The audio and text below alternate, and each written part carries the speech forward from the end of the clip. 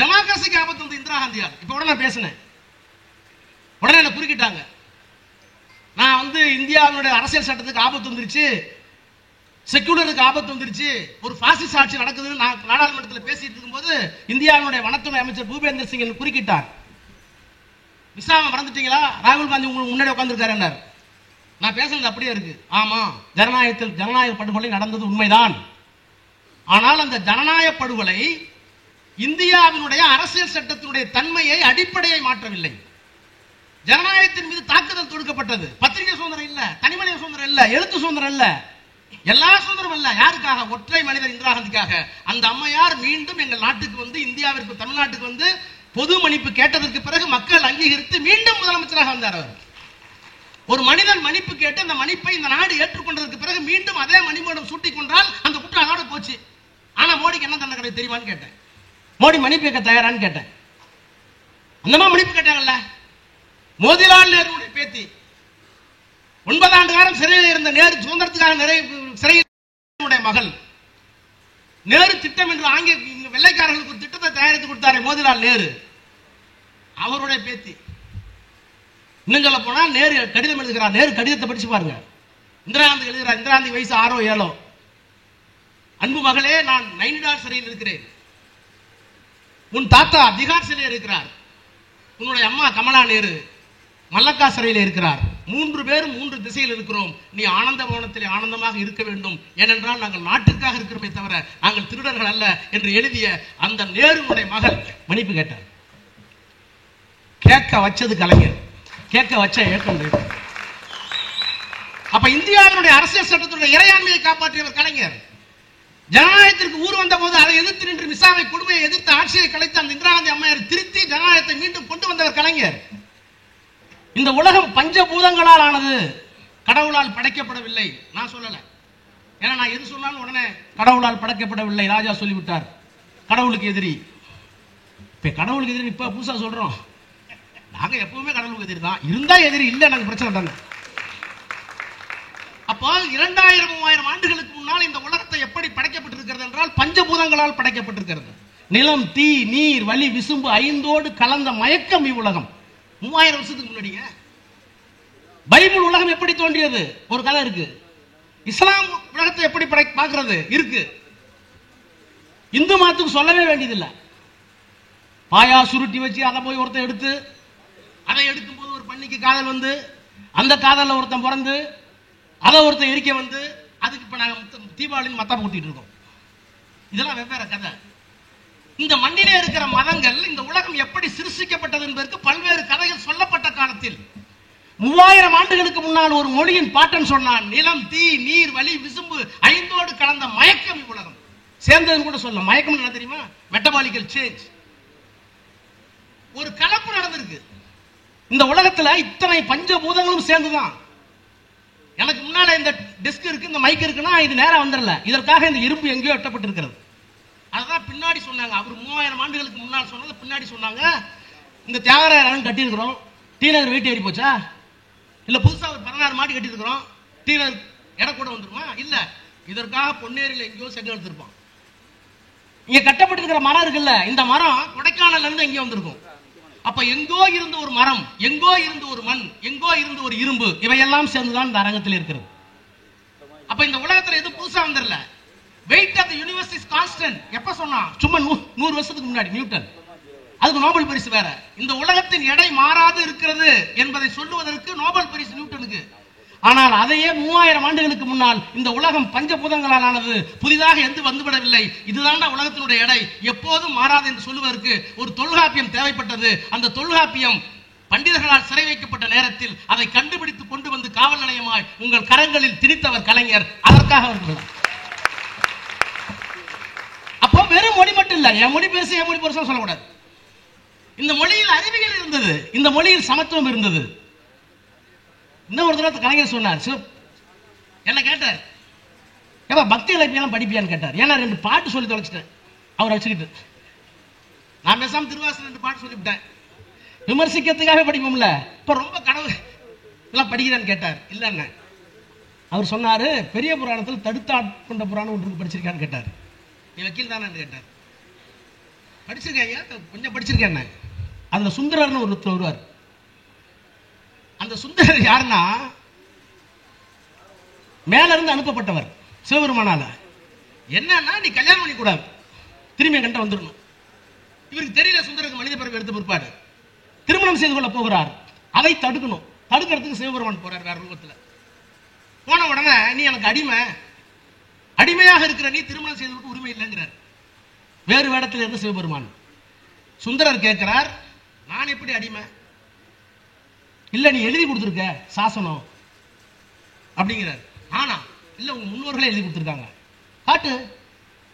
அப்ப சுந்தரர் கேட்கிறார், நான் அடிமை என்பதை நீ எப்படி விளக்க வேண்டும் என்று சொன்னால் ஆட்சியில் ஆவணத்தில் அன்றி காட்சியில் காட்டுவாய். இது சோர்ஸ் ஆஃப் எவிடன்ஸ். இவ்வளவுதான். இன்னைக்கு இந்தியன் எவிடன்ஸ் ஆக்ட மோடி மாத்திட்டாரு.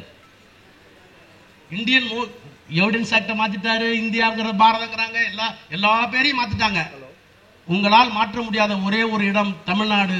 தமிழ் முத்துவேல் கருணாநிதி ஸ்டாலின் மகத்தான மனிதனுக்கு பின்னால் இருக்கின்ற ஆயிரம் தொண்டர்கள். அப்போ ஆட்சியில் ஆவணத்தில் அன்றி காட்சியில். ஆட்சியில்னா கஷ்டம். சட்டம் எல்லா இடத்துலையும் அங்கீகரிக்கிறது. எது சட்டம்? இப்ப நீங்க உதகைக்கு வந்தீங்கன்னா, நீலகிரிக்கு வந்தீங்கன்னா, அங்க ஒரு மலைவாழ் மக்கள் இருக்காங்க. அவர்கள் ஒரு பெண்ணை பார்த்து ஒரு ஆணை பார்த்து திருமணம் செஞ்சு வச்சிருவாங்க. திருமணம் செய்ய மாட்டாங்க, திருமணத்தை நிச்சயித்து விடுவார்கள். அதற்கு பிறகு அவர்கள் தாம்பத்தியம், உடலுறவு உட்பட தாம்பத்தியம் வைத்துக் கொள்ளலாம் 90 நாளைக்கு. 90 நாளைக்கு பிடிக்கலாம், பிடிச்சிருந்தா தான் கல்யாணம், பிடிக்கலாம் விளைக்கலாம். இப்படி ஒரு நடைமுறை இன்னமும் இருக்கு. நான் புதுசா சொல்லல. அதை நீதிமன்றங்கள் ஏற்றுக்கொள்கின்றன. ஏன்னா அது கஸ்டம்ஸ் பிரிவைல்ஸ் இன் சொசைட்டி. இந்த சமூகத்தில் இருக்கின்ற பழம்பெரும் நடவடிக்கை ஏற்றுக்கொள்ள. அப்ப கஷ்டம். அப்ப ஆட்சியில் இருக்கணும். அது இல்லைன்னா எதுல இருக்கணும்? ஆவணத்தில் இருக்கணும். டாக்குமெண்ட் இருக்கா பாரு.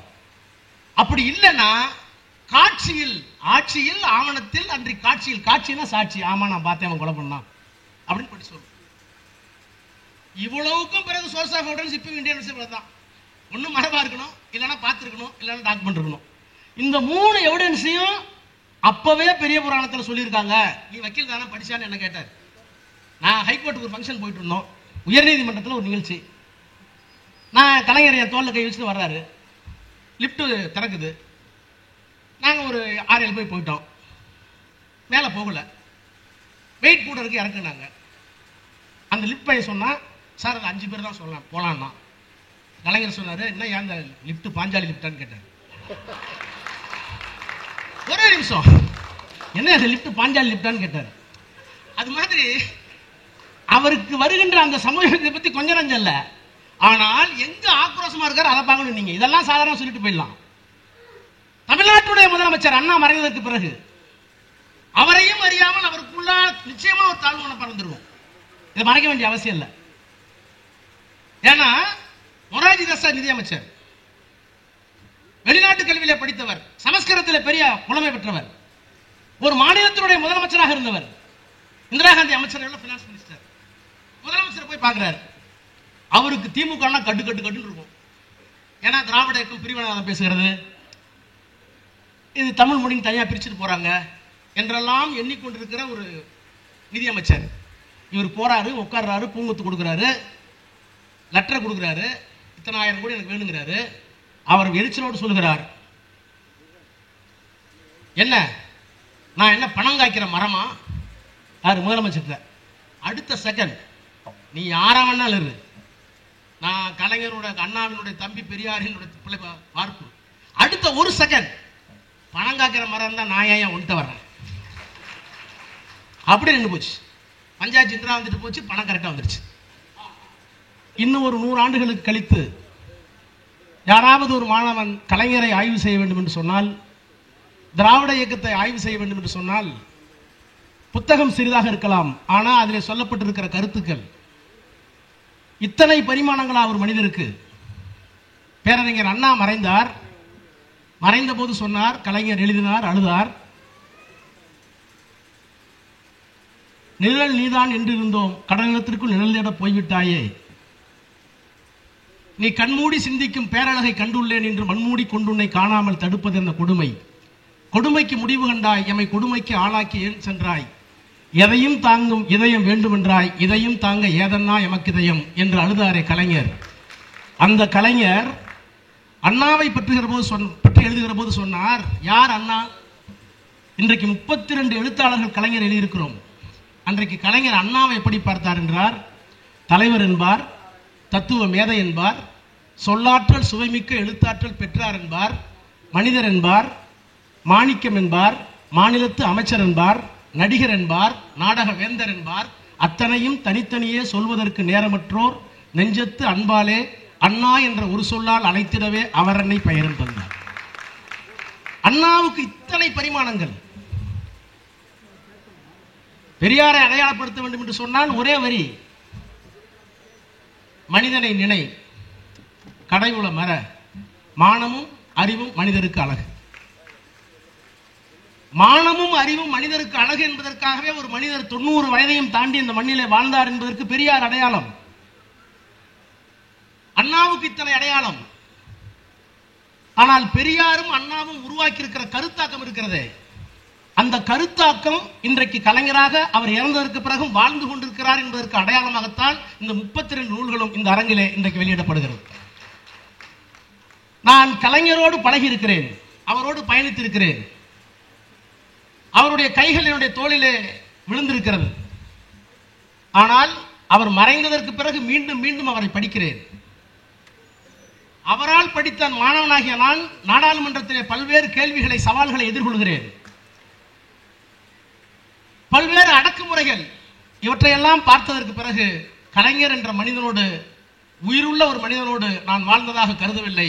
அது சாகா வரம் பெற்ற ஒரு கருத்து நிறுவனம், அது ஒரு கருத்தியல் நிறுவனம், கான்செப்ஷனல் இன்ஸ்டிடியூட் என்று சொல்வார்கள். தனி மனிதனை இழந்து விடலாம், ஆனால் தனி மனிதன் ஏற்படுத்தியிருக்கிற நிறுவனம் இருக்கிறது, அந்த நிறுவனம் எப்போதும் இருந்து கொண்டே இருக்கும், சவால்களை சந்தித்துக் கொண்டே இருக்கும். எனவே இன்றைக்கு கலைஞரை நாம் புகழ்வது என்பது வேறு. வெவ்வேறு பரிமாணங்களிலே கலைஞரை பாராட்டி இருக்கிறார்கள். மொழியை பற்றி சொல்ல வேண்டுமானால் அவர் சொல்லலாம். இரட்டை வரியில் சொல்லணும்னா கலைஞர் செய்திருக்கிற மிகப்பெரிய சாதனை மொழியை முன்னிறுத்தி இனத்தை காப்பது, இனத்தை முன்னிறுத்தி மொழியை மீட்பது. இது ரெண்டுதான் அடையாளம். மொழியை முன்னிறுத்தி இது தமிழ் இனம் செய்தார் கலைஞர். இனத்தை முன்னிறுத்தி மொழியை மறக்காதே மீட்டெடுப்பதற்காக இந்திய எதிர்ப்பு போராட்டம். இந்த இரண்டும் தான் அவருடைய அடையாளம். இங்க லெனின் பேசுகிற போது சொன்னார், வந்திருக்கின்ற எல்லோரும் சிந்திக்கக்கூடியவர்கள், லெனின் பேசுகிற போது சொன்னார், திராவிட இயக்கத்திற்கு மட்டும்தான் முடிவில்லைன்னு சொன்னார். ஏன் முடிவில்லை திராவிடத்துக்கு மட்டும்தான்? திராவிடத்திற்கு முடிவில்லை என்பதற்கு காரணம், இந்த மனித சமூகத்தில் எதுவரை ஏற்றத்தாழ்வும் சுரண்டலும் இருக்கிறதோ அதுவரை இந்த இயக்கம் தேவைப்படும். அந்த தத்துவத்தை கொடுத்த இயக்கம் திராவிட இயக்கம். எத்தனையோ இயக்கங்கள் இருக்கலாம், ஆனால் இந்த இயக்கம் மட்டும்தான் மானுடத்தை போற்றுகின்ற இயக்கம். எதுவரை சாதி இருக்கிறதோ, எதுவரை மத ஏற்றத்தாழ்வு இருக்கிறதோ, எதுவரை பாலின ஏற்றத்தாழ்வு இருக்கிறதோ, ஏன் ஒரு மொழி மீது இன்னொரு மொழி ஆதிக்கம் செலுத்தினால் கூட அதையும் தடுக்கக்கூடிய வல்லமை இந்த கருத்தியலுக்கு தான் இருக்கிறது என்பதற்காக தான். பெரியாரும் அண்ணாவும் எங்கே வேறுபட்டார்கள்? நான் கலைஞரோடு போவேன், அண்ணாவை பார்த்ததில்லை. ஏன்னா நான் பிறந்தது 1964, அண்ணா இறக்கும் போது 4 வயசா இருந்தோம், அவ்வளவுதான், 3 வயசா இருந்திருக்கும்.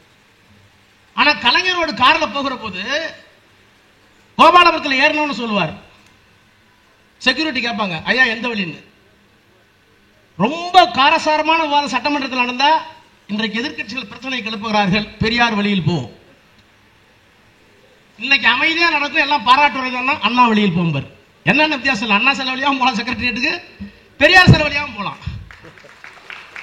அப்புறம் சொல்லுவார், ஆட்சி போயிடுச்சுன்னு வச்சுங்க, ஆட்சி போயிடுச்சுன்னா எப்பவுமே ஆட்சி இருக்கும்போது அண்ணா வழியா போலாம், ஆட்சி இல்ல எதிர்நீச்சல் போடணும், பெரியார் வழியாக போம்பார். ஆட்சியில் இருந்தால் அண்ணா வழி, ஆட்சியில் இல்லாவிட்டால் பெரியார் வழி. இந்த வழிகளுக்கெல்லாம் என்ன காரணம்? முதல்ல நம்ம அடையாளத்தை நம்ம தெரிஞ்சுக்கிறதுக்காக தான் கலைஞரை பற்றி பேசுறோம். நான் சொன்னேன், மொழியை முன்னிறுத்தி இனத்தை காப்பது, இனத்தை முன்னிறுத்தி மொழியை மீட்பது. ஏன் இந்த மொழியை முன்னிறுத்தணும்? கலைஞர் எங்கே வந்து நிற்கிறார் என்றால், இந்த திராவிட தத்துவத்தில் நான் சொன்ன திராவிட தத்துவம் எங்க தேவைப்படுகிறது என்று, இந்த தத்துவம் தான் தமிழுக்குள் இருக்கின்ற தத்துவம், மொழிக்குள் இருக்கின்ற தத்துவம். வேற எந்த மொழியும் சமத்துவம் பேசவில்லை. இப்ப அவர் சொன்னார், பெரம்பலூர்காரங்க கொஞ்சம் பேர் வந்திருக்காங்க, ராஜா பெரம்பலூர், நீலகிரிக்கு போனாலும் பெரம்பலூர். என்ன காரணம்? யாதும் ஊரே யாவரும் கேளீர் என்று சொன்ன கலியன் பூங்குன்றன் தான் போட்டுக்கிட்டார். பூங்குன்றன் ஒரு ஊர். அப்போ இந்த மொழிக்கு இருக்கிற சிறப்பு வேற மொழிக்கெல்லாம் இல்லாத சிறப்பு என்ன சிறப்பு என்று சொன்னால் இந்த மொழி மட்டும்தான் சமத்துவத்தை பேசியது. யாதும் ஊரே யாவரும் கேளீர், பிறப்புக்கும் எல்லா உயிர்க்கும். இந்த இரண்டு தத்துவங்களையும் கொண்ட இந்த மொழியை செழுமைப்படுத்தினால்தான் இன அடையாளம் கிடைக்கும். இந்த இன அடையாளத்தை ஒருமைப்படுத்தினால்தான் இந்த உலகத்திற்கு இப்படி ஒரு இனம் இருந்தது. It is Dravidian stock. இதை சொல்லுவதற்கு அண்ணா தேவைப்பட்டார், பெரியார் தேவைப்பட்டார். ஆனால் அதை காப்பாற்றி உள்ளபடியே உலகத்திற்கு கொண்டு போய் சேர்த்த பெருமை கலைஞருக்கு மட்டும்தான் இந்த மண்ணிலே உண்டு என்பதற்காகத்தான் இந்த நூற்றாண்டு விழா. ரொம்ப ஈஸியா சொல்லிடலாம். அவர் தமிழை எப்படி பாராட்டினார், தமிழுக்காக அவர் ஆற்றிய எழுத்து எழுதலாம் சொல்லிடலாம். அவர் எங்கெல்லாம் குசும்பப்பார் தெரியுமா? கவியரங்கத்தில் பேசுறார். சிலம்பும் வளையும் சீர் மேகலையும் சிந்தாமணியுடை குண்டலகேசியும் அன்னை தமிழின் அணிகளாய் ஆயின. கவியரங்கத்தில் சிலம்பும் வளையும் சீர் மேகலையும் சிந்தாமணியுடை குண்டலகேசியும் அன்னை தமிழின் அணிகளாய் ஆயின. பழந்தமிழர் பெருநூறுகள் நினைத்தவாறு படுக்கையிலே சாய்ந்திருந்தேன் ஒரு நாள். இந்த பழந்தமிழர் நூலெல்லாம் நினைச்சுக்கிட்டு அப்படியே படுக்கையில சாய்ந்திருந்தேன் ஒரு நாள். பக்கமது நெருக்கமாக ஒருத்தி வந்து தழுவி கொண்டாள். தள்ளிவிட மனமில்லை தழுவட்டும் என்றிருந்தேன். மற்றொருத்தி வந்தாள், அவள் இதைவிட அழகி. இன்னொருத்தி வந்தாலாம். அடுத்து கேட்கிறார், என்ன இது? இருமங்கை ஒரு கொடுக்க என கேட்பீர் பொறுத்திடுக, முதலில் வந்தவள் பேர் தூக்கம், அந்த தூக்கத்திலே நான் கண்ட கனவெல்லாம் தமிழின் காட்சி தமிழின் மாட்சி. எங்க போனாலும் தமிழை விட மாட்டார். அதனாலதான் சங்கத்தமிழ் எழுதுகிற போது சொன்னார். ஏன் சங்கத்தமிழ் எழுதுன்னு கேட்டாங்க. கரடு முரடாக இருக்கிற தமிழை கொண்டு போய் சேர்க்க வேண்டும். போருக்கு போகிற போது எங்கம்மா அவங்க மகன் கேட்டா அந்த மகன் எங்க இருந்தான்னு தெரியாது. அந்த மகன் இருந்த வயிறு இதுதான், அந்த புலி இருந்த குகை இதுதான். இதை தமிழ்நாட்டில் சொல்லிக் கொடுக்கறதுக்குள்ள அவருக்கு வேர்த்து, கேட்கிற எங்களுக்கு வேர்த்து பார்த்தார். எங்குற்றான் உந்தன் மகன் என்னும் குரல் கேட்ட தாய்க்கிழவி பொங்குற்ற துயர் அடக்கி புலி போன இடம் நான் அறியேன், போர்க்களம் தான் போயிருக்கும், புலி இருந்த குகை இதுதான் என்று வயிற்றை சுட்டி காட்டிய புறப்பாட்டுடை தமிழ் அப்படின்னு எழுதினார். அப்போ தமிழை போற்றுவது மட்டுமல்ல, பக்தி இலக்கியங்களால் ஏற்பட்டிருக்கின்ற தமிழுக்கான சேதாரத்தை பிரித்து காட்டிய இயக்கம்னு சொன்னார். இன்னொரு கவிதை சொல்றார். நரியும் பரியா யான கதை, நாரதர் பெண்ணாய் போன கதை, உரியை கண்ணன் உடைத்த கதை, ஊரார் போற்றிய பழைய கதை, எரியில் துரும்பாய் ஆக்கியவர் பெரியார் தந்த பேரறிஞர். இந்த தமிழ் சாதாரண தமிழ், எங்க தமிழ் அந்த தமிழ் இல்லப்பா. இந்த நரி ஓடுற கதை, கண்ணை உடைச்ச கதை, வெண்ணையை திருந்த கதை எல்லாம் எங்க தமிழ் கிடையாது. அதெல்லாம் இடையில வந்து விட்டது. எங்க தமிழ் வேறு. எங்க தமிழ் சமத்துவம் பேசிய தமிழ், இந்த உலகத்திற்கு அறிவியலை வழங்கிய தமிழ். தொல்காப்பியம் எழுதினாங்க. நான் தான் இலக்கணம் எழுதுவார்னு பார்த்தேன். இந்தியாவுடைய அரசியல் சட்டத்தில் இருக்கின்ற அனைத்து இன்றைக்கு ஆபத்தில் இருக்கின்ற எல்லா தரவுகளையும் காப்பாற்றிய ஒரு மனிதர் கலைஞர்.